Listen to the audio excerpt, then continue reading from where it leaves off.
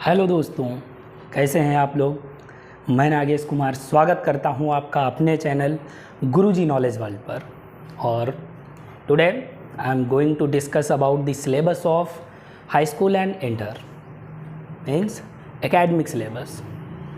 तो चीज़ वही है कि जब आप कुछ स्टार्ट करते हैं, पढ़ने जा रहे होते हैं, तो first of all you have to know about the syllabus. तो सिलेबस में क्या है, ग्रामर इम्पॉर्टेंट होती है, लिटरेचर तो आप बुक से पढ़ लेते हैं, बट ग्रामर को समझने के लिए आपको थोड़ा सा प्रॉब्लम्स होती हैं। तो आज मैं आपको बताने जा रहा हूँ कि आपको क्या क्या पढ़ना है।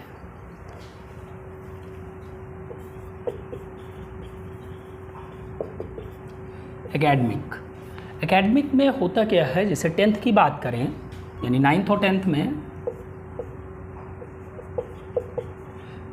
सेम सिलेबस रहता है। और सबसे पहले इसमें आपको पढ़ना होता है parts of speech.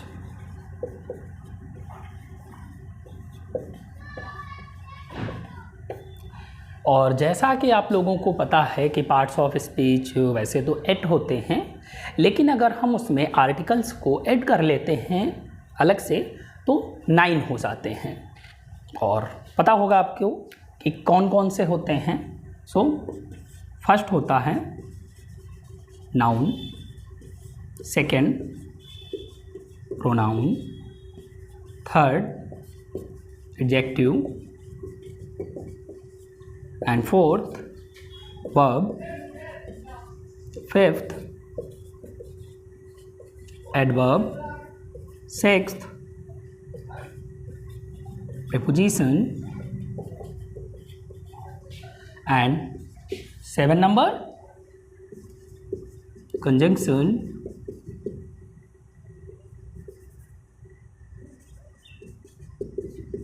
8 interjection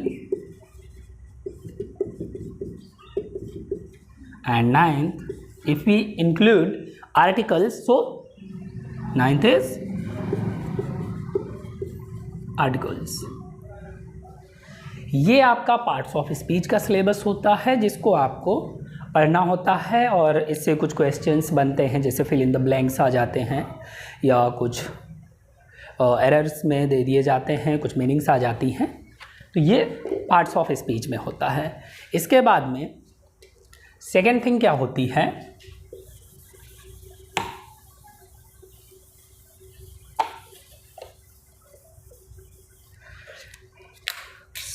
second thing आती है आपकी टेंस। इस पे कौन कौन से क्वेश्चंस बनते हैं। इसमें आप के पेपर में एक स्टोरी आती है जो हिंदी टू इंग्लिश ट्रांसलेट करनी होती है। और ट्रांसलेशन के लिए आपको टेंस कंपलसरी है लर्न होना।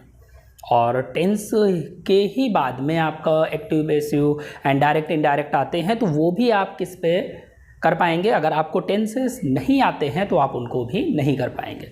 इसलिए आपको टेंस जानना बहुत ज़रूरी है। टेंस तो आप जानते ही हैं कि कितने टाइप के होते हैं।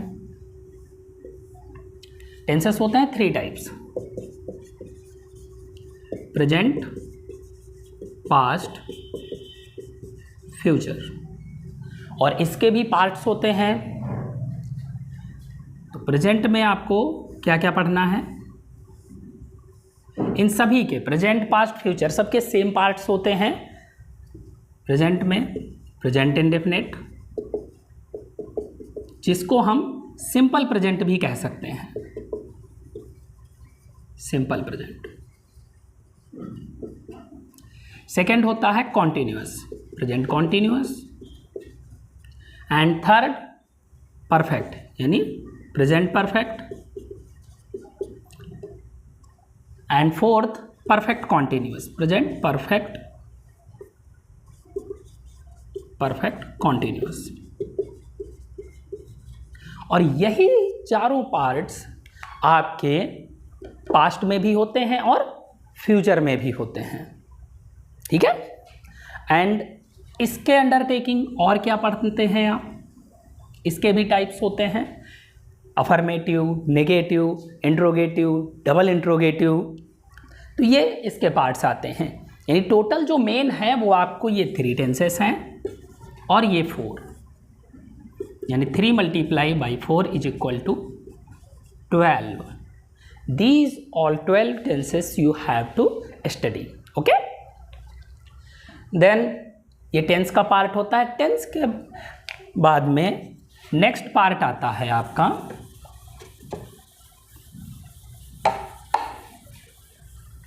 Active passive. थर्ड पार्ट होता है active passive, active and passive. Active to passive बनाना होता है और पैसिव टू एक्टिव बनाना होता है. इसके लिए भी आपको टेंस कंप्लीट होने चाहिए, और अगर आपको टेंस क्लियर हैं तो आप आराम से एक्टिव से पैसिव बना सकते हैं. और इसमें भी सभी टेंसेस के नहीं बनते हैं. प्रेजेंट इंडेफिनिट का बनता है, पास्ट इंडेफिनिट का बनता है, फ्यूचर इंडेफिनिट का बनता है, यानी इंडेफिनिट में आपके तीनों हो गए. देन लिख देते हैं कि किसका किसका आपका बनता है. तो फर्स्ट थिंग है प्रेजेंट इंडेफिनिट,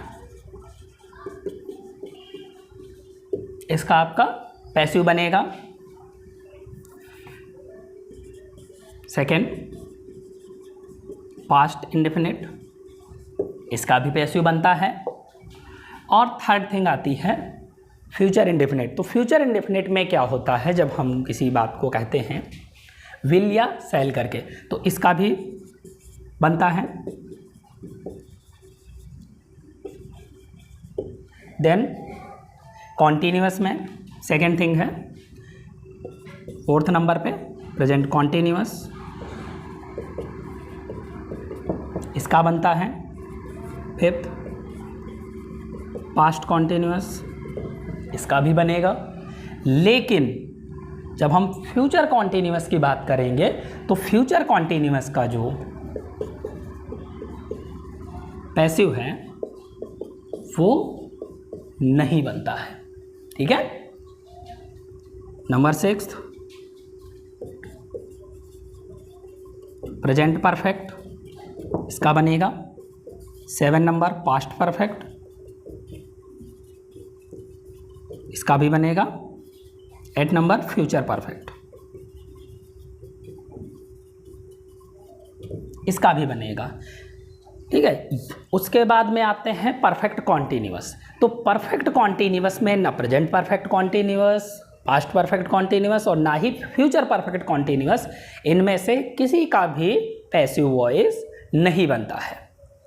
ठीक है. तो ये 8 आपके टेंसेस होते हैं जिनका पैसिव बनता है, और इसके साथ में ही इम्परेटिव का भी पैसिव बनाया जाता है. इम्परेटिव सेंटेंसेस, इनका भी पैसिव बनता है. ठीक है. इतना समझ गए.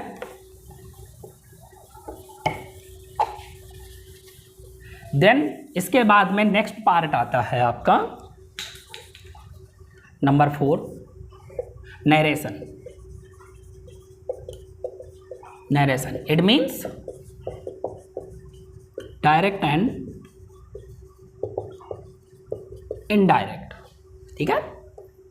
Direct and indirect tenses. इसमें क्या होता है, डायरेक्ट टेंस जो दिया होता है, जो हम टेंसेस में पढ़ते हैं, ठीक है, उन्हीं को इनडायरेक्ट फॉर्म में कहा जाता है. जब हम दो लोग बात करते हैं, जैसे हम और आप बात कर रहे हैं, इसी बात को जब आप किसी दूसरे को बताते हैं, हमारी कही हुई बात को आप किसी दूसरे से कह रहे हैं, तो वो क्या फॉर्म होती है, इनडायरेक्ट फॉर्म होती है. ठीक है. तो इसमें भी आपके टेंसेस के बनते हैं इनडायरेक्ट. फर्स्ट थिंग टेंस का इनडायरेक्ट बनता है, इम्परेटिव का भी बनता है. एंड थर्ड थिंग जो मॉडल वर्ब्स होती हैं आपकी,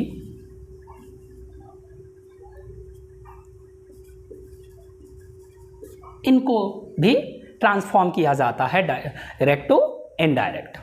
ओके. तो ये इतना आपका मेन ग्रामर का सिलेबस है जो आपको पढ़ना होता है स्पेशली. और इसमें और टेंस आपके क्लियर हो जाते हैं, डायरेक्ट इनडायरेक्ट क्लियर हो जाते हैं, एक्टिव पैसिव क्लियर हो जाते हैं, पार्ट्स ऑफ स्पीच क्लियर हो जाती है। तो ये लगभग आपका ग्रामर का सिलेबस कंप्लीट हो जाता है, ठीक है। और इसके साथ में जो स्टोरी आ गई तो वो आप टेंस के अकॉर्डिंग कर लेते हैं। एंड हाँ, कुछ ओकेबलरी सेशन रहता है, तो ओकेबलरी आपको जो प्रीवियस ईयर की ओकेबलरी है उसको ही रिपीट अगर करते रहेंगे तो भी आप उसको क्लियर कर सकते हैं। जो मेन टफ पार्ट पड़ता है वो स्टूडेंट्स के लिए टेंस के बाद में एक्टिव पैसिव और डायरेक्ट इनडायरेक्ट पड़ता है, ठीक है। ये तो हो गया 9th और 10th के लिए ग्रामर का पोर्शन जो थोड़ा सा टफ पड़ता है। इसके साथ में जब हम 12th की बात करते हैं, नहीं 11th एंड 12th की बात करते हैं, तो 11th और 12th में ये सारी चीज़ें तो पढ़ी ही जाती हैं जो आप हाई स्कूल में पढ़ के आए हैं, वो तो रिवाइज होता ही होता है। उसके साथ में एक्स्ट्रा क्या होता है, टेंस आपको इसमें भी पढ़ने हैं, एक्टिव पैसिव भी पढ़ना है और साथ में डायरेक्ट इनडायरेक्ट भी पढ़ना है, ये आप सब पढ़ते ही पढ़ते हैं। उसके साथ में यहाँ पे क्या होता है, आपको सिंटैक्स और सिंथेसिस, ठीक है, ये दो चीज़ें एक्स्ट्रा पढ़नी होती हैं, ठीक है। और इसमें भी सिंथेसिस में आ जाते हैं आपके सिंपल, कॉम्प्लेक्स, कंपाउंड टेंसेस कि सिंपल को कॉम्प्लेक्स में चेंज करना है, कॉम्प्लेक्स को कंपाउंड में चेंज करना है, कंपाउंड को सिंपल में चेंज करना है। ये चेंजमेंट जो होता है इसको बढ़ा दिया जाता है 12th में, तो इनको पढ़ना होता है। इसके साथ में एक चीज़ और आती है,